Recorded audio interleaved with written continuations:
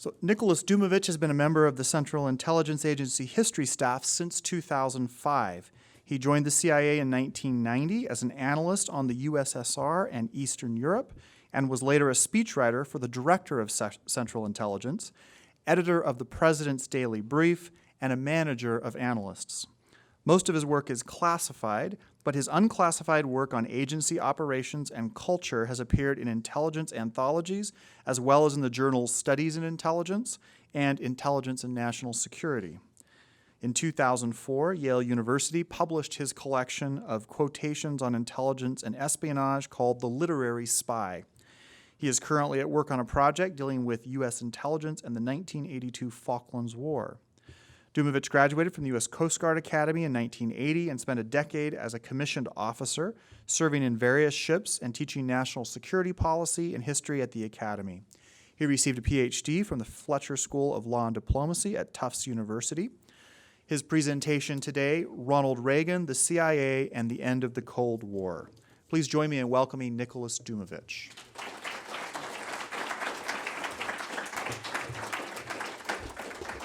Thank you very much. It's always a pleasure coming back to BYU. I hope you keep inviting me back as long as I behave myself. The topic today, Ronald Reagan, CIA, and the End of the Cold War. It's a bit daunting because each of these topics taken singly is a huge topic. The Cold War, from its beginning to its end, is the subject of countless histories, many college courses and graduate dissertations. Anything you can read about the Cold War by John Lewis Gaddis, probably the Dean of Cold War Historical Studies in the United States, is worth your time. I said countless histories. Actually, I went on Amazon to see how many titles deal with the Cold War, and there's 72,000 of them. CIA has a vast literature on it, most of it bad. It's a tough subject to cover, I admit, because of the nature of the work, the secrecy element of it. It's been likened to trying to figure out an ancient civilization through the shards of pottery left behind, and that's partly our fault.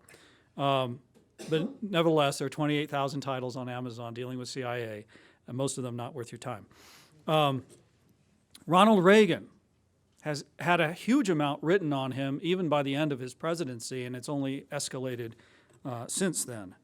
Here, the scholarship has dramatically changed, largely through publication of Ronald Reagan's own writings, which reveal a more complex and a more intelligent man than many people had thought.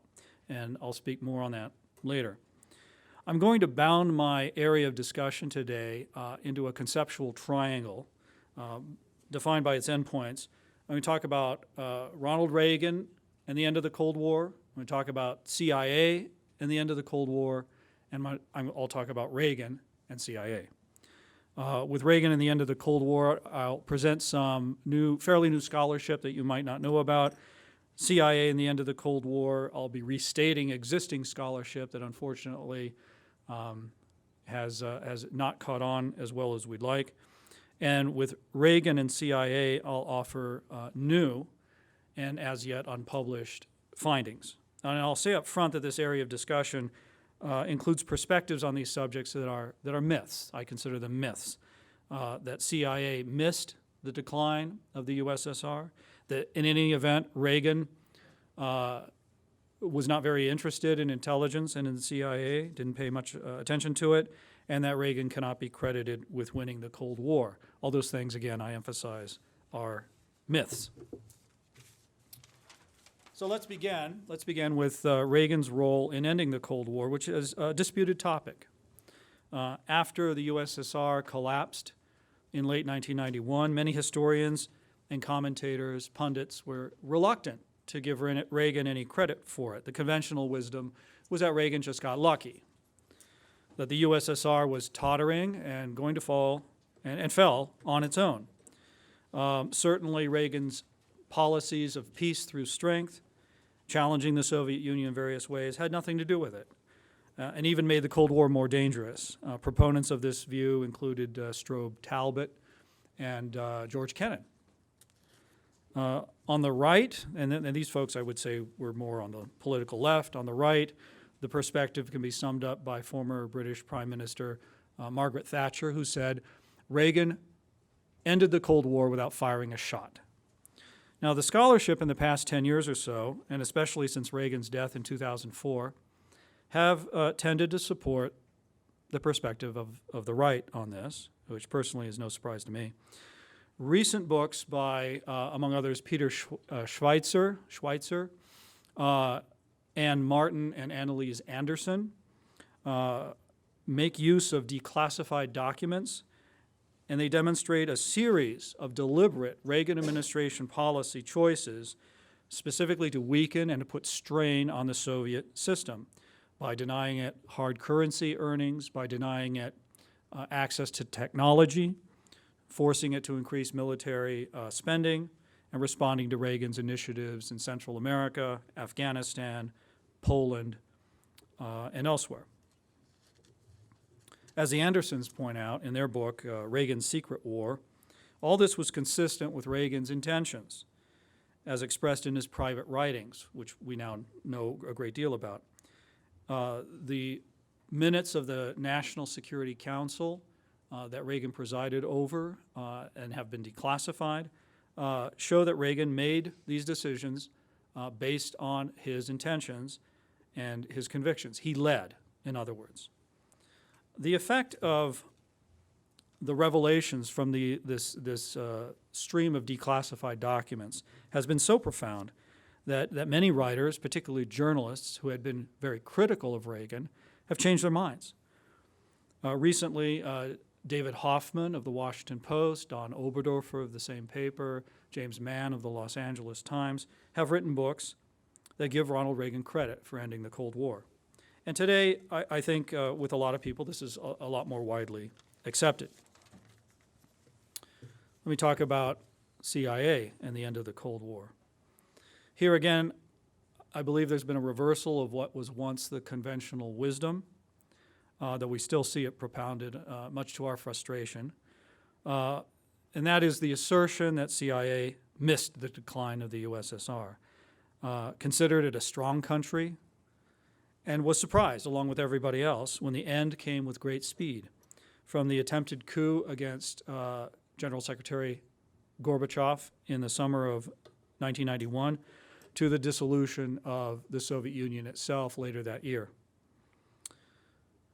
Some of the commentators on the left who since have claimed that the USSR was going to fall anyway, regardless of what the U.S. did, actually at the time were saying that the USSR, the Soviet Union, was economically strong and a permanent feature in global affairs and therefore had to be respected, dealt with on that basis. Others, on the right, saw a powerful Soviet military and therefore there must be a vibrant or at least a strong economy behind it.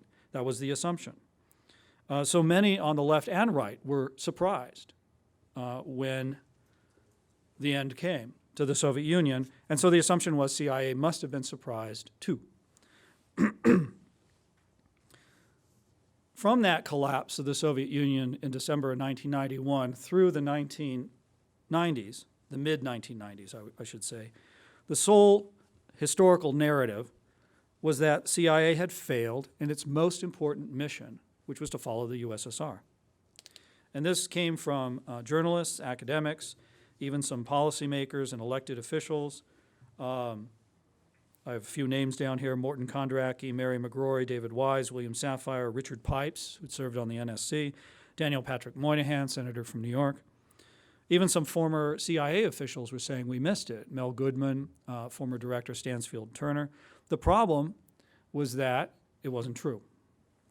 And CIA officials at the time tried to complain, but they weren't heard. They weren't given a public voice. And there wasn't the documentation to show that, in fact, CIA had gotten it right. But as we like to say, meanwhile, declassification happens. Excuse me.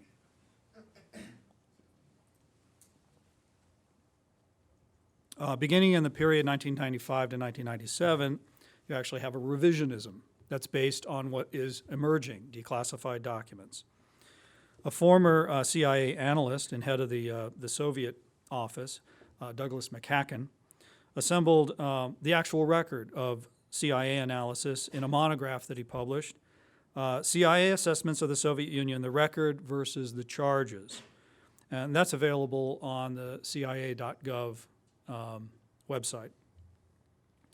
Robert Gates, former Director of Central Intelligence, later would become the Secretary of Defense.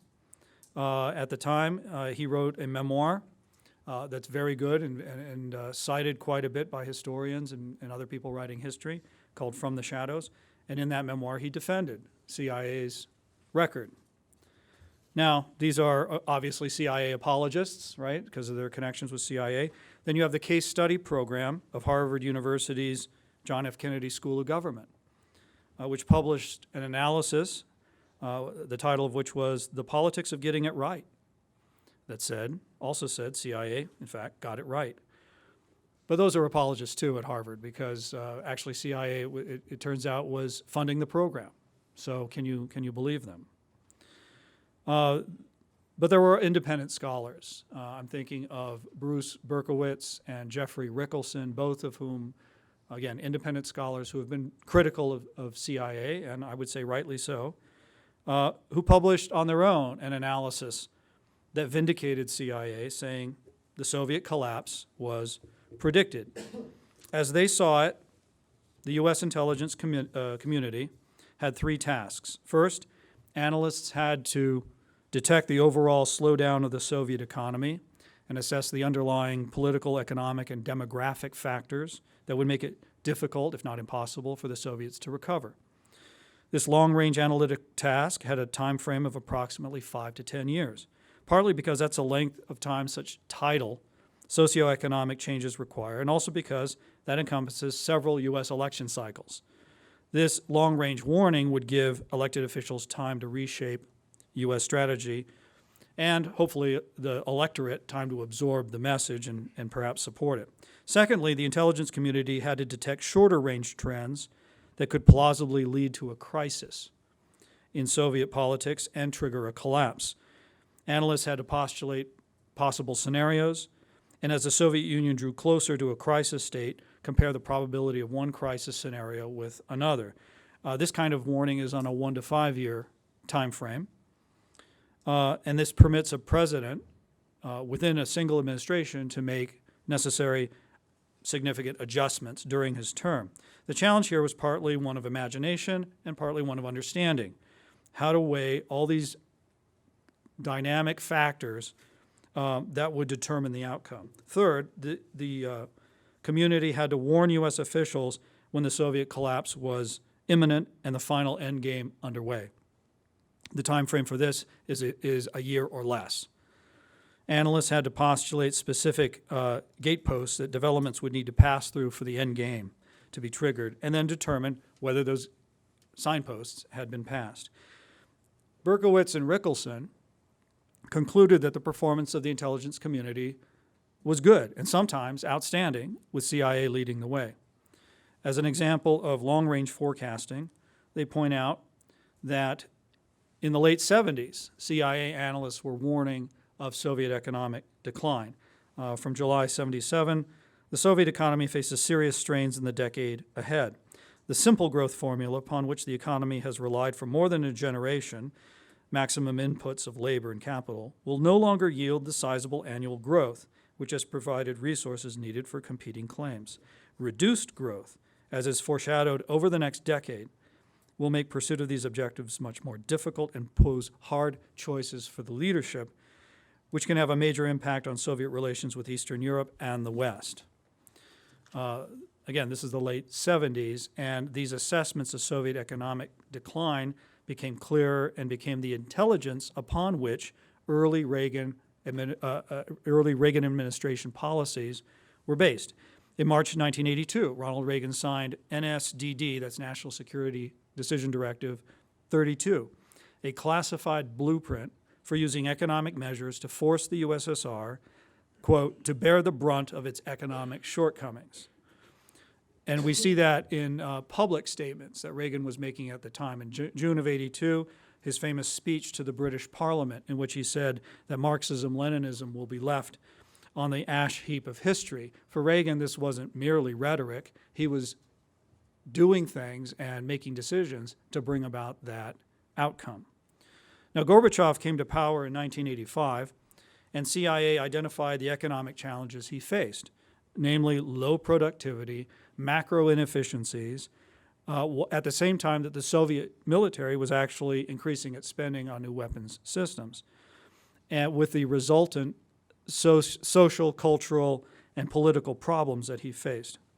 By 1989, more than 2 years from the end, the intelligence community was telling U.S. policymakers that Gorbachev faced an almost impossible situation and that collapse was possible.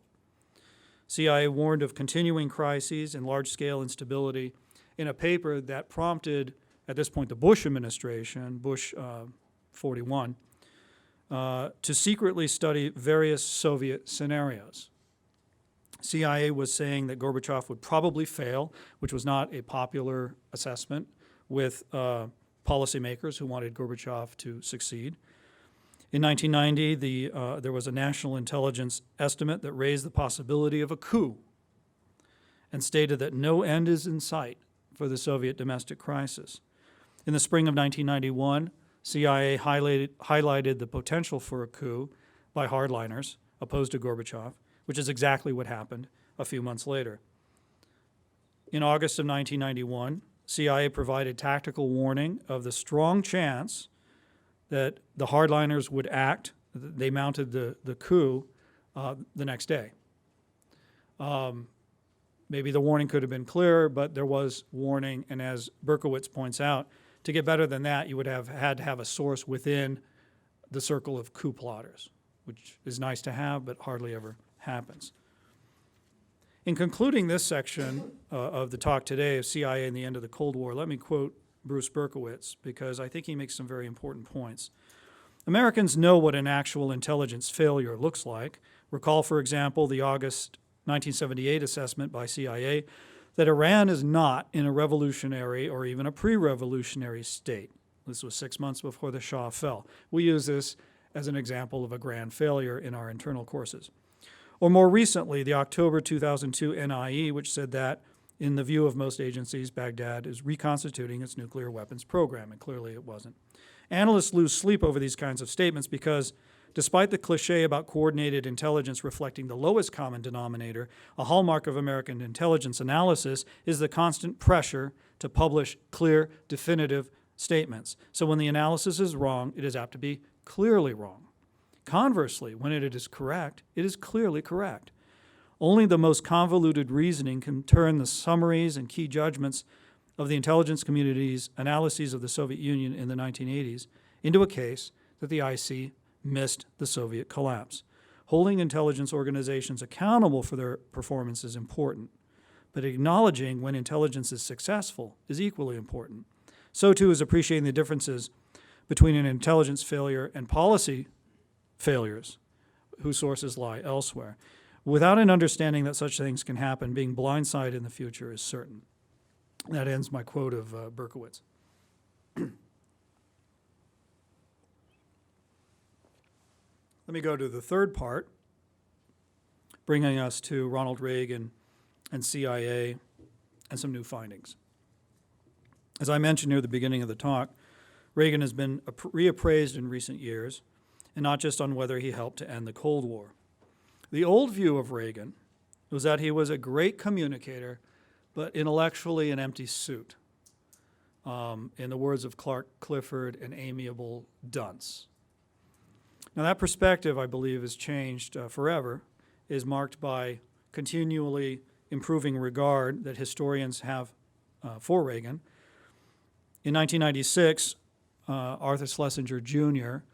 Conducted a poll among his fellow historians, ranking the presidents, and Reagan placed 25th. 4 years later, in 2000, another poll of scholars ranked Reagan 8th, and he's gotten better numbers since then. Since 2001, I think the reappraisal really took off with the publication of Reagan's voluminous personal and professional writings that demonstrate he was a voracious reader, a prolific and even thoughtful writer, a fully engaged mind with clear, reasoned, and consistent philosophy. I've already mentioned the recent scholarly analysis, some of it by former Reagan critics, of the Reagan administration record, including declassified documents, that makes a convincing case at the end of the Cold War, the demise of the Soviet Union, were no accidents, and that Reagan deserves credit for his national security policies that led to these developments, and that, as we've seen, these policies were informed by accurate CIA and intelligence community analysis. It's curious to me as a CIA historian, however, that the general view of Reagan as a consumer of intelligence seems to be immune from the reappraisal, the general reappraisal of Ronald Reagan.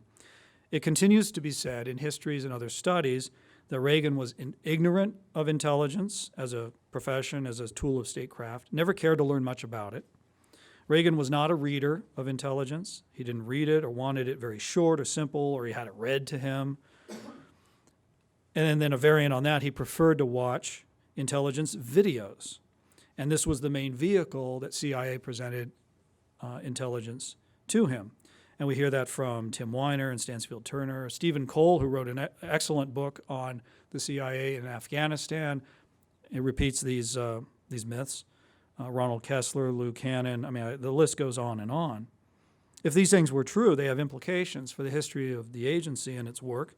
If Reagan was a lightweight who read little, if he was disengaged from policy, was ignorant about matters of statecraft and national security, there are implications for how CIA produces and presents its intelligence for the chief executive, how much that intelligence and therefore CIA matters to the Reagan administration, and how the agency in the future might adjust its approach if we have another intelligence-impaired president. Now, as it turns out, these assertions are myths. Starting with what we know from existing histories that show that Reagan actually had a broad knowledge of intelligence that exceeds the average for modern U.S. presidents. During World War II, he was in uniform in a film production unit of the Army Air Corps. And what he did was help prepare pilots for bombing runs in the Pacific. They turned overhead imagery into these big models, room-sized models of the targets to be bombed.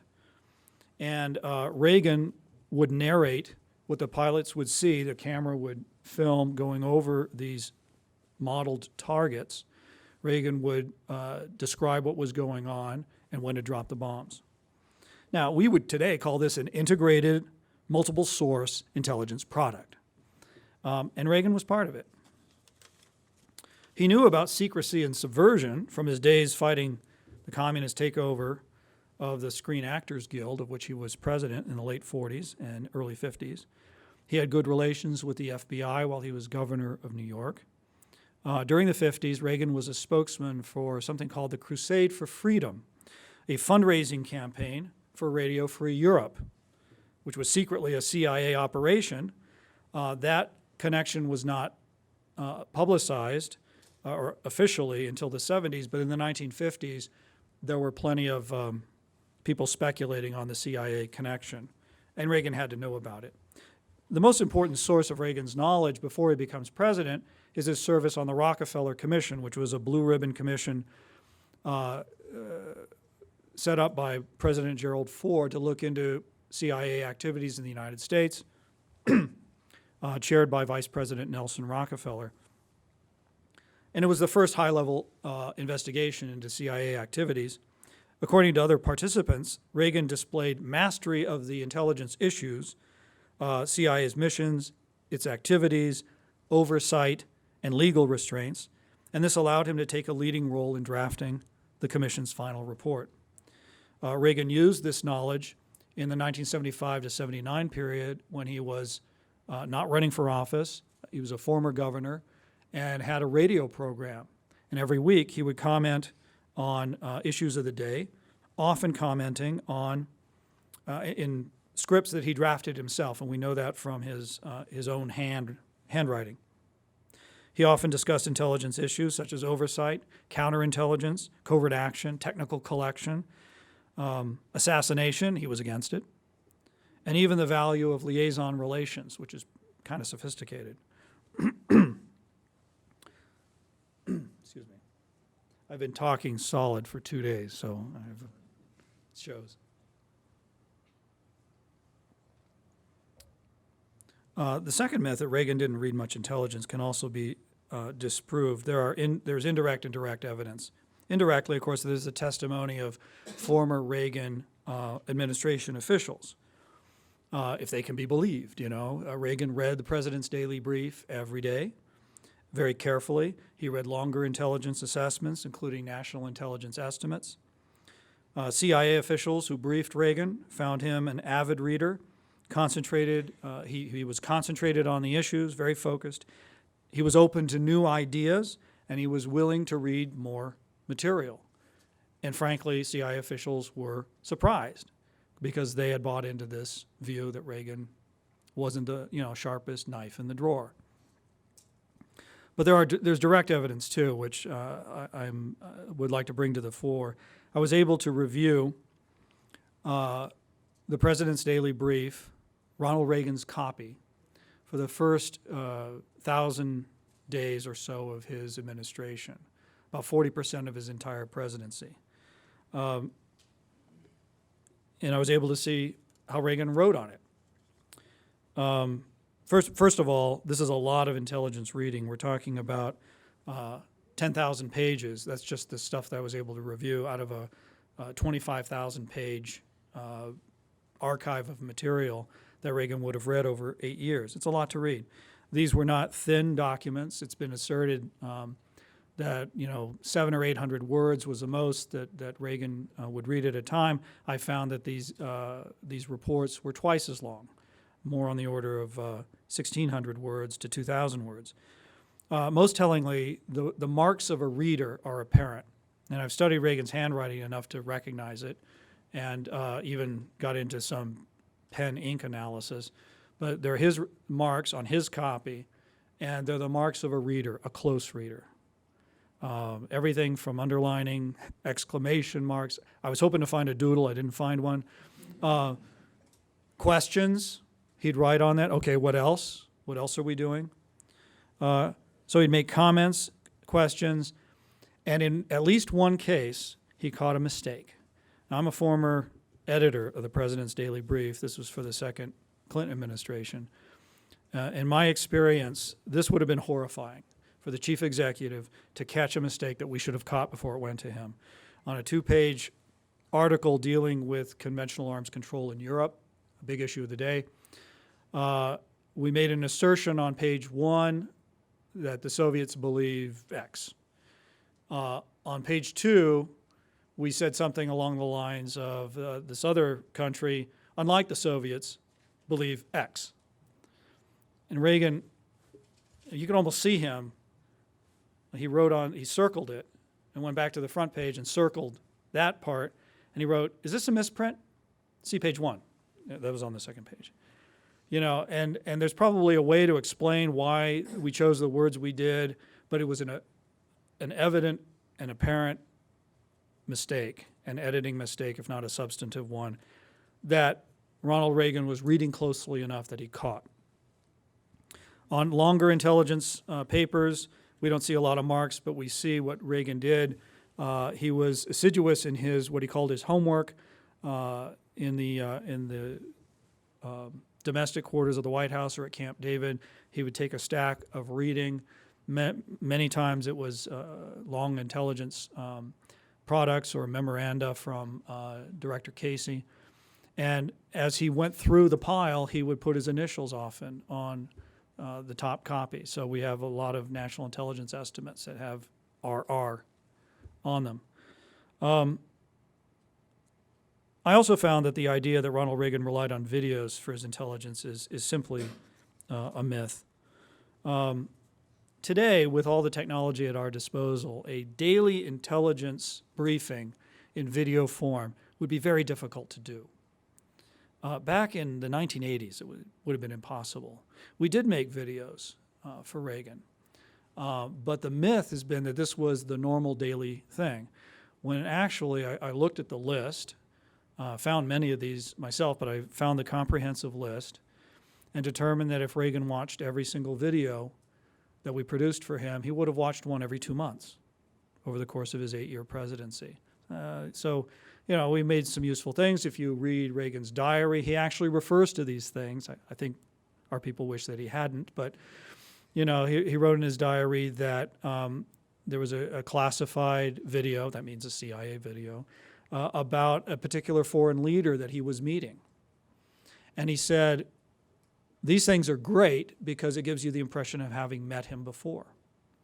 So, all right, so there's some biographic. There's substantive videos he mentioned in his diary, one on the Soviet space program, particularly the Soviet space program's military nature. And he commented on that in his diary.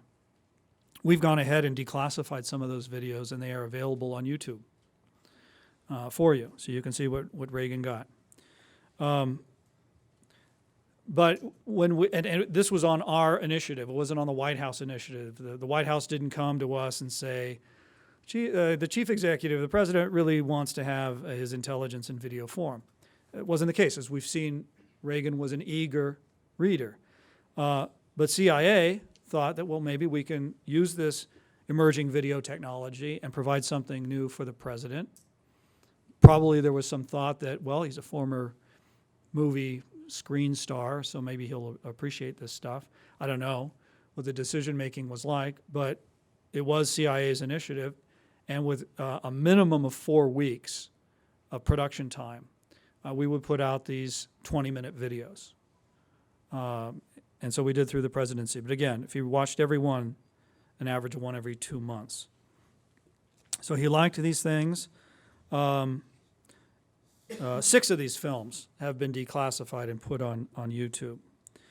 In addition, we had a seminar that we held at the Reagan Library back in November, and it was called Ronald Reagan, Intelligence, and the End of the Cold War. I would have called it CIA and the End of the Cold War, but I wanted to be ecumenical with the rest of the intelligence community. And there are essays in here and some of the analyses from the 80s that I referred to, Gorbachev's economic agenda, promises, potentials, and pitfalls from September of '85. There's just a sampling of the documents available, but we also included a DVD in this that has the intelligence briefing videos. But again, they're available as well as all the documentation through CIA.gov. Unfortunately, as often happens, when government does something, it backfires. We put out these videos, and it actually reinforced the idea among many people that Reagan got his intelligence primarily through videos, which was the exact opposite conclusion we wanted them to take. But, that's your federal government at work. You try to do one thing, and the opposite happens. We never know how declassified material will be used or misused. So that's why we encourage budding scholars or established scholars to look at the primary source documents, make up your own mind. Now, as a CIA historian, I'm most interested in what are the lessons learned for CIA. First, the conventional wisdom about presidents and intelligence may not be correct. This guy could be a lot smarter than people are saying. Regarding any particular president's engagement with intelligence, it is better for us to rely on observation than on hearsay. Second, during the transition period, it would behoove us to actually research the president-elect's background to determine what he or she actually understands about intelligence and how that person likes to receive information. This would require us to do something that will make people in CIA nervous, which is actually to focus our study on a U.S. citizen. But he's going to be president, he or she is going to be president of the United States. It's probably a good idea to figure out how we can help that person with our product. This would help us to avoid surprises, either pleasant ones, as in Reagan's case, when he exceeded CIA's clearly low expectations for him, and the agency learned he was open to receiving a lot of intelligence material, or not so pleasant surprises if a future president-elect's background suggests an unfamiliarity with intelligence or actual hostility towards it. Richard Nixon comes to mind. Third, the true record gives us potential answers if we are asked by a future administration to deal with finished intelligence like you did with Reagan. If CIA is ever asked, for example, to produce a daily intelligence video briefing like those provided for Reagan, the agency, independent of the ability and willingness to do it, at least can say, actually, sir, that's a myth, and here's the data. Finally, it's always preferable to have a true picture about CIA's interactions with any president. As far as we're concerned, CIA's influence, its missions, and the morale of its employees depend on that vital relationship. So we have every incentive to try to get it right. So that's the end of my talk, and we've left some good time, I think, for questions. And I see there's a microphone available for questions, so you can be on the record here. We are on the record. So raise your hand, we'll bring the mic to you, and then tell us your name and what you're studying. And it doesn't have to be bounded by the discussion today. If there are any questions you have about CIA history in general, I'm happy to answer them to a point. So, yes, ma'am. You can wait for the. My name is Michelle Rubio, and I'm studying public relations. I just wondered why this became such a big issue, if there's so much public perception of it. Why was it so important to declassify documents and for people to get the right perception of Reagan, whether to give him credit or not for the Cold War? It is over. So why was CIA so focused on doing that? Well, we have this bias towards truth, believe it or not, objective truth. So I think it's always good to get as much of the declassified record out there as possible. There are still very old documents that we can't let out because we're still protecting sources and methods. But in those cases, particularly having to do with analysis, what is it that we said to the president? This is a vital part of our history. Not just for presidential scholars, diplomatic scholars, foreign policy scholars, but for the American public. I mean, we really do feel like we have a responsibility to the public. There's a trust here. I mean, sometimes you have to trust us. But to get out as much of the work that we do as we can so that all of us taxpayers, actually I'm probably in the minority here as a taxpayer, can know that our government is doing the right thing, right? I think it's fair to say that no other intelligence service in the world reveals as much about itself as CIA. Now, that there are many people for whom that'll never be enough, or don't even want CIA to exist, and we can have that discussion. But we feel like we have an obligation to do this. We have a special unit. It's not the history staff that I'm on, because most of our work is internal. But we have a portion of our information management staff, the declassification factory, if you will, that looks at specific topics with our historians' suggestions. In fact, I suggested this one because I'm really interested in it. And they'll look at a body of documents and as a collection and then release what they can. And when you go to CIA.gov and you look at the special collections there, you'll find this group of documents collected. You'll find a group of documents on Air America, on CIA activities during the Vietnam War. All these are discrete collections that we hope are of use to scholars. Again, we're putting them out there. Yeah, we have our own commentary on it, but this is primary source material that scholars can use to make up their own minds because we think the story is generally a good one. So in a way, it's sort of in our interests, and we know we're not faking the documents. So we redact them if there are secrets there, but otherwise it's out there. And so you'll see a lot of mistakes out there, particularly analytic ones. Okay. Hi, my name is Robert Bond. I study Middle East Studies and Arabic. You mentioned earlier that another reason to pursue truth in the actions of the CIA is for the morale of the employees of the CIA. And I think so. I was hoping that you would comment a little bit about how the morale of the employees of the CIA affects the product that they deliver to the president, or their other responsibilities as employees of the CIA. Well, I think, despite what you hear from some pundits out there who talk about CIA morale and everything, it's generally always operating at a high level, in my experience. And it's very subjective on my part. Others might disagree. But, the mission of CIA is an important one, and that there's some psychological wages involved in that. It's good because, we're not going to get rich on the federal GS salary scale. And I think the point I was trying to make is that when the relationship with the chief executive is a good one, a productive one, that adds to the morale.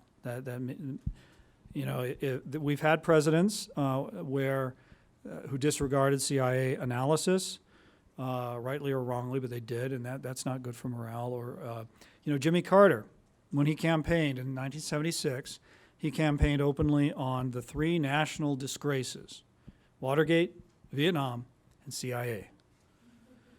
Okay. That wasn't good for morale, particularly when he sent us Stansfield Turner, who was one of the least liked directors of Central Intelligence. So, the real coin of the realm is CIA's relationship with the president. He is the first customer.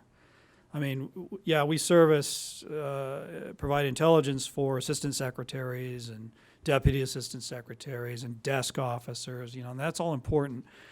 But the number one guy making the decisions under our system is the most important customer. And so we expend more resources on making sure that he is informed and that we're meeting his needs without telling him what he wants to hear, which is attention.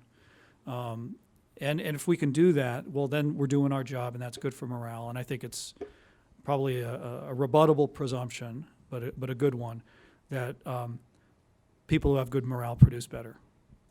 And that producing better itself is a feedback loop for good morale, and you want to do that. I have a quick question. You just mentioned the potential problem of telling the president what he wants to hear, or finding what they're looking for. And there's a narrative about the Bush administration that Dick Cheney and other high-level Bush administration officials wanted there to be evidence in Iraq of construction of weapons of mass destruction, and that they repeatedly went back to the CIA sort of looking for that, and what have you found, and is there anything you can find? To what degree do you think that narrative is true? I think there's always some degree of truth in any plausible narrative. In this case, the reason that the Pentagon created this alternative analysis shop was because they were not getting the clear message they wanted from CIA. Now, what they wanted, I'm not a psychologist, and I wouldn't presume to diagnose, Vice President Cheney and other members of the administration. But clearly they expected certain things to be true that were not. When you expect something and your policy is based on it, okay, I guess that translates into you want this to be. I've talked to people involved in analysis on these areas, regional and weapons of mass destruction, and there was an internal Inspector General's investigation. I think the Senate Intelligence Committee did investigation, and there is not a clear example of politicization in terms of giving the expected required answer wanted by the policymaker. But clearly we gave wrong answers. And I think what happened was that it was self-inflicted. Yeah, we knew that the administration wanted a certain line of analysis. But culturally speaking, CIA analysts are a cussedly independent lot. And that's happened throughout history, Vietnam and so forth. So the wrong analysis, I think, was self-inflicted. There was a famous case of Curveball, the source who told us about mobile biological weapons, trailers, which turned out not to be for that, but that was used as a reason to go into Iraq. Turned out to be completely false. He was a fabricator, fed us a line. And there were people in that analytic shop who had such suspicions, but their suspicions were explained away by the House orthodoxy. I hate to use that word in that sense, but there was a willful disregard for being open to alternative possibilities on an issue of such magnitude that we might go to war on the basis. So I guess the shorthand is that, we're fallible human beings, even in CIA, and mistakes will happen. We try to control them, we try to minimize them, we try to learn from them. But if we expect perfection in intelligence, we will be disappointed. Yeah. Thank you. Okay. My name is Christina Petrishore. We met yesterday. Good to see you again. Yep. I'm a political science major. So I had a question. I know yesterday you addressed the ethic of the actions of CIA, and I was kind of wondering how far, is there like a limit? Is there like a guideline knowing how far the CIA actions can go to find out information, or?